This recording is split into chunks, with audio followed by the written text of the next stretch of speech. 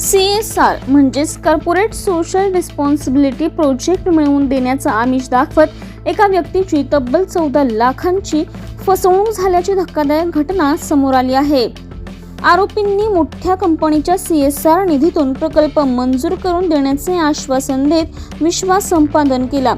यानंतर विविध शुल्क, प्रक्रिया खर्च आणि कागदपत्रांच्या नावाखाली टप्प्याटप्प्याने मोठी रक्कम उकळल्याचे आरोप आहेत।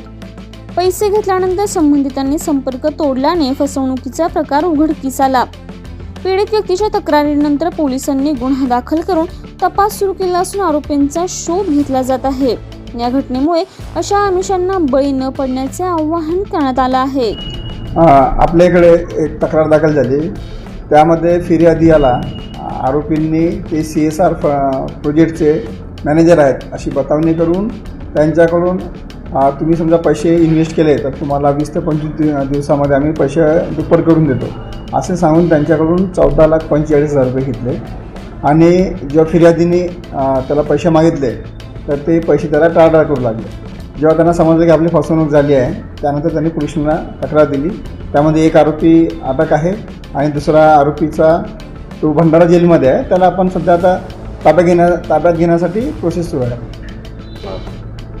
सर्व नागरिकांना आपण हेच आवाहन करू इच्छितो की अशा कोणत्याही फसव्या जाहिरातीमध्ये कोणी पण तुम्हाला इतक्या कमी दिवसामध्ये पैसे डबल करून देणार नाही किंवा जास्त व्याज, जास्त परतावा असे देण्याचा बहाणा करून कोणी आपल्याकडे समजा अशी बतावणी करून आपल्याला पैसे इन्व्हेस्ट करायला सांगत असतील